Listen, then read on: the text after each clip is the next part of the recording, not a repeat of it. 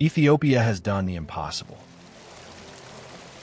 Against all odds, the Horn of Africa has accomplished what many deemed impossible. A $5 billion project so massive, it's capable of producing over 5,000 megawatts of power, doubling Ethiopia's current electricity production. The Grand Ethiopian Renaissance Dam is Africa's biggest hydroelectric dam.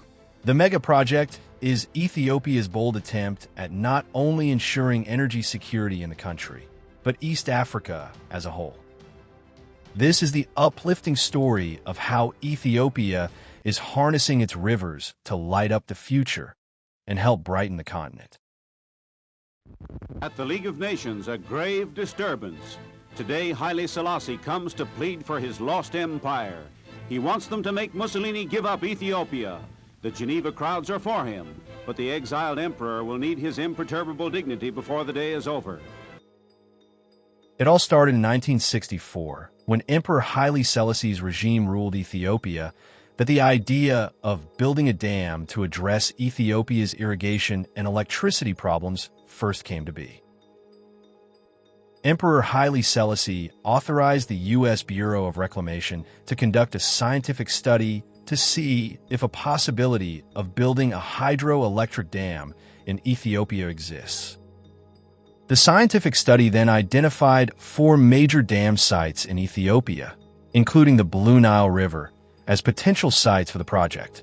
A feasibility study was then conducted, and although it was a success and showed that energy security in Ethiopia was a possibility, the project stalled and remained dormant for decades as political instability persisted in the country.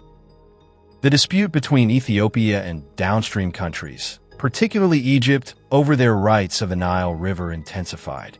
This is because the Nile River is important to Egypt's water security, as a majority of the country's population get their water from the Nile. In an exchange of letters with Egypt's semi-independent administration, the British government then recognized Egypt's natural and historical right to the waters of the Nile and agreed that upstream developments should observe these rights, a stance Ethiopia described as a colonial imposition. Later, Egypt and Sudan signed a bilateral agreement allocating all of the river's water between the two countries, effectively limiting upstream development for decades.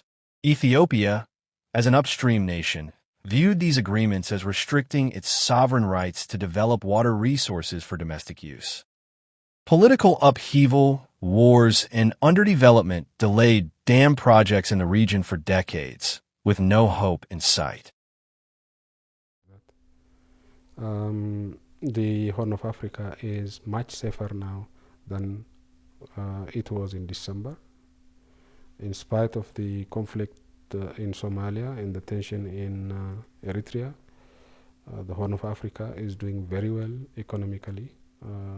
The bulk of the population of the Horn of Africa lives in Ethiopia, and Ethiopia is doing very well economically. We are going ahead with all our plans. As stability slowly made a return in the Horn of Africa, the project was revived under then Prime Minister Meles Zenawi.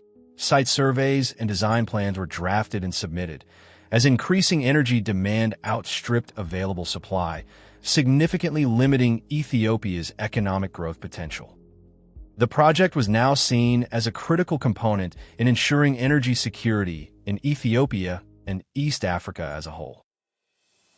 After immense work and a $5 billion capital investment that went into the project, the hydroelectric dam was officially inaugurated on the 9th of September 2025 in a big ceremony in Juba, attended by regional leaders such as Kenya's President William Ruto and Somalia's President Hassan Sheikh Mohamud. Now picture this engineering marvel. The main dam stretches 1,780 meters long. That's longer than 10 football fields side by side. It rises up to 170 meters high and creates a reservoir capable of holding 74 billion cubic meters of water. Inside, 13 massive Francis turbines work together to generate up to 5,150 megawatts of clean hydropower. That's enough to more than double Ethiopia's previous electricity generation capacity, producing around 15,700 gigawatt hours of electricity every year under typical conditions. For Ethiopia, this means reliable power reaching more homes, schools, hospitals, and factories.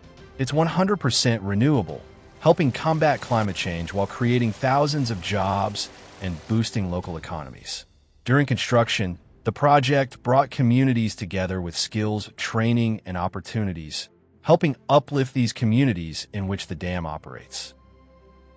So there you have it, the inspiring journey of the Grand Ethiopian Renaissance Dam, a monumental achievement that proves big dreams, pursued with unity and hard work, can light up nations and bring people together. What do you think is the most exciting part of the GERD story? Share in the comments below. I'd love to hear your thoughts. If you enjoyed this positive deep dive into Africa's mega projects, give it a thumbs up, subscribe, and hit the notification bell so you don't miss the next one. Africa's story is being written right now, and it's full of hope and incredible possibilities. Thanks for watching, stay inspired, and I'll see you in the next adventure.